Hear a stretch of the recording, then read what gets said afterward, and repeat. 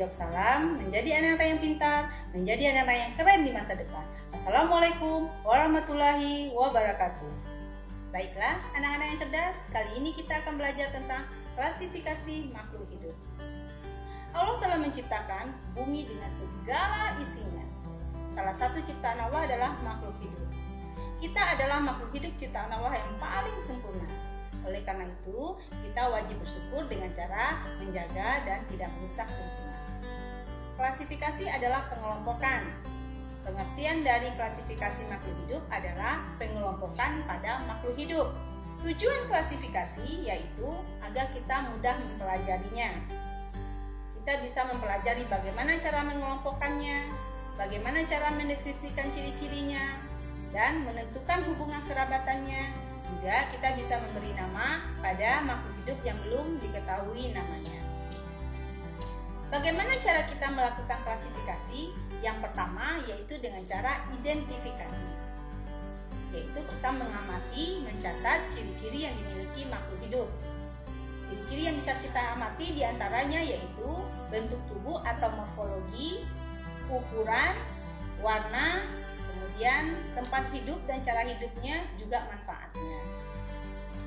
Kelompok makhluk hidup yang memiliki ciri yang sama itu disebut dengan takson. Takson mempunyai tingkatan-tingkatan mulai dari tingkatan yang tertinggi sampai tingkatan yang terendah. Tingkatan yang pertama kelompok makhluk hidup yaitu adalah kingdom atau disebut dengan kerajaan.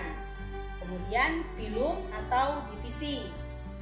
Di bawah filum atau divisi dibagi lagi menjadi beberapa kelas. Kemudian di bawah kelas dibagi lagi menjadi beberapa kelompok yaitu ordo atau bangsa. Kemudian di bawah ordo itu dibagi lagi menjadi beberapa kelompok yaitu famili atau disebut dengan suku. Berikut famili terdiri dari beberapa kelompok, genus atau marga, dan terakhir adalah spesies atau jenis. Nama ilmiah. Nama ilmiah dikenal dengan binomial nomenklatur. Setiap makhluk hidup mempunyai nama ilmiah yang terdiri dari dua suku kata. Aturan penulisan nama ilmiah yaitu kata pertama menunjukkan nama genus dimulai dengan huruf besar. Dan kata kedua menunjukkan spesies itu menggunakan huruf kecil. Nama genus dan nama spesies itu harus digarisbawahi secara terputus atau dicetak dengan huruf miring. Contoh Oryza sativa, O-nya ditulis dengan huruf besar yang menunjukkan nama genus dan sativanya ditulis dengan huruf kecil yang menunjukkan spesies, kemudian digarisbawahi dengan terpisah atau dicetak miring. Oryza sativa artinya padi. Klasifikasi dikotom dan kunci determinasi. Klasifikasi dikotom adalah diagram yang disusun berpasangan dan menunjukkan sifat yang berbeda. Sedangkan kunci determinasi adalah urutan ciri-ciri makhluk hidup yang disusun berurut mulai dari yang umum ke yang khusus dan sampai menunjukkan spesies. Berikut kita masuk pada sistem klasifikasi 5 kingdom. Sistem klasifikasi 5 kingdom pertama kali ditemukan oleh Whitaker, di mana dia mengelompokkan seluruh makhluk hidup menjadi 5 kelompok besar. Yang pertama adalah Monera, yang kedua Protista, yang ketiga adalah fungi atau jamur, yang keempat Plantae, dan yang kelima adalah Animalia.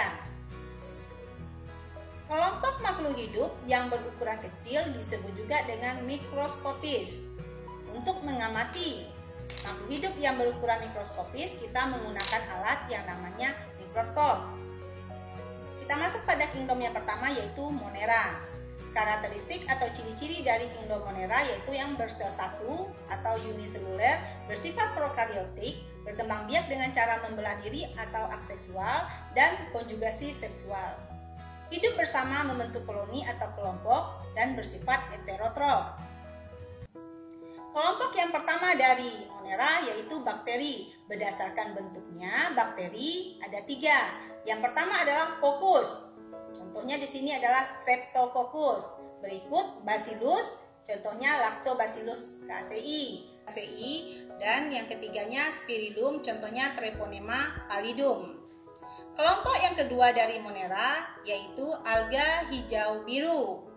Contohnya di sini adalah Spirulina dan Nostoc commune. Kingdom yang kedua yaitu Protista. Protista di sini dibagi menjadi 3 kelompok. Yang pertama, Protista mirip hewan yang dikenal dengan Protozoa.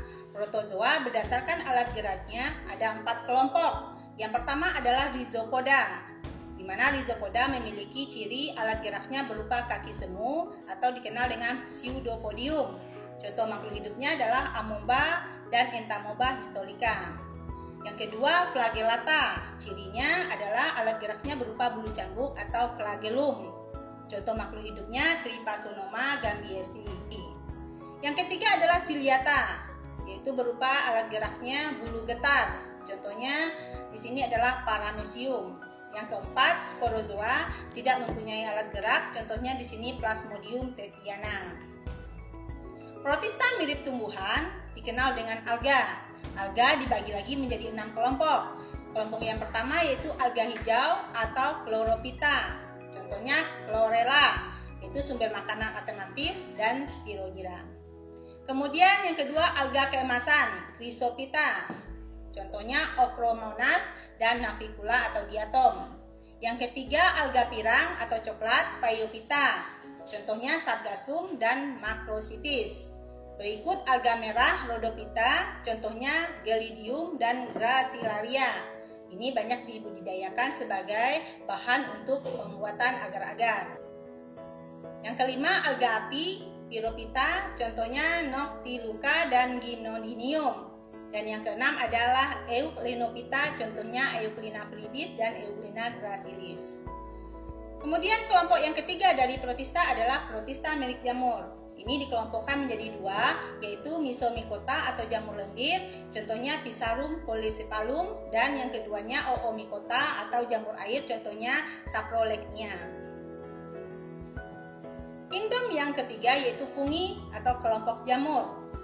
Kelompok jamur itu dibagi menjadi 4 kelompok besar. Yang pertama Zygomycota, contohnya Rhizopus oligosporus, yaitu jamur untuk pembuatan tempe, dan Rhizopus stolonifer, yaitu jamur pada roti. Yang kedua Ascomycota, contohnya di sini Aspergillus oryzae, jamur untuk pembuatan tape, dan Penicillium notatum, jamur penghasil antibiotik atau yang dikenal dengan penicillin. Yang ketiga Basidiomycota, contoh Pleurotus astreatus, yaitu jamur tiram, atau Auricularia polytricha, yaitu jamur kuping.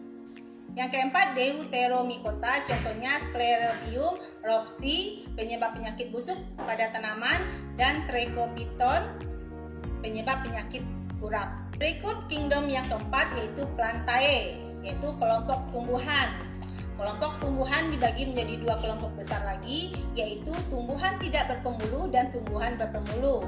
Tumbuhan yang tidak berpembuluh dikenal dengan Bryophyta.